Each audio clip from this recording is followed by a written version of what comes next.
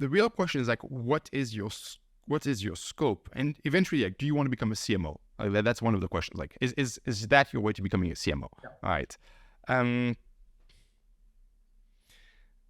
I tend to think that what you need to become good at, every time people ask me about management, I say management sucks.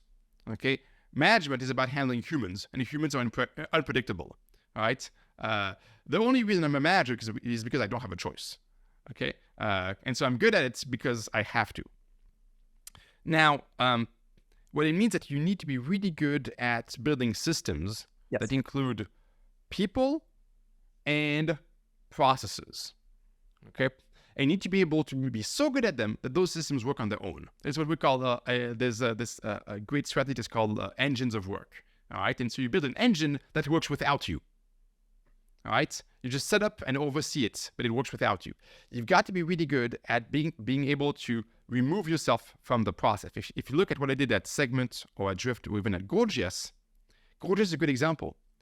I was the part-time VP of marketing, part-time, but the only one acting VP of marketing for 2 years. And in 2 years, we 10x the revenue, right? We went from 1.6 to 15 million in revenue, in annual revenue, okay? And I did that as a part-time job, right? And I did actually very little. I was not on any execution. I was just setting up the right processes and pushing the people to their best.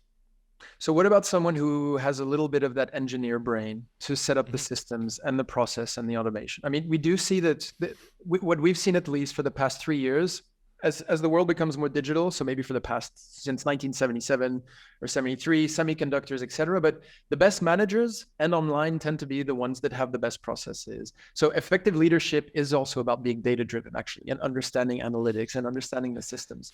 Yes, I call bullshit on a lot of things. Like, one of my super strengths is having people present to me what the campaign is, what they do, right? And then saying this sounds fishy.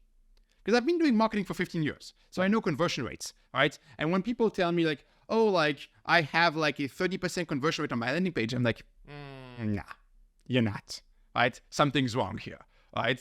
And so they say, oh yeah, I checked. I'm like, check again, right? And I'm gonna, and often when people present results and they say it doesn't work, I ask the 5 whys. I ask why 5 times to check, do they understand why it has or hasn't worked? Do they really understand?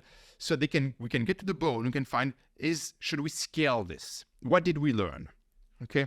And I'm very painful. I see I have some members of my team here, of my former team on the chat, right? I'm very painful in having them do post-mortems and write-up on like, why did this not work? And there's that beautiful book by Annie Duke, Thinking in Bets, and she talks a lot about post-mortems as well. But we get lazy to analyze what didn't work, right? Because you don't see the return on investment of that the next day or the next week. It's not fun. How important is it to do these postmortems and to actually analyze what's happening rather than keep moving forward? It's critical for me. Like you can't succeed if you don't learn. Like, there's just no way. If you are successful but you haven't learned, then you've been lucky.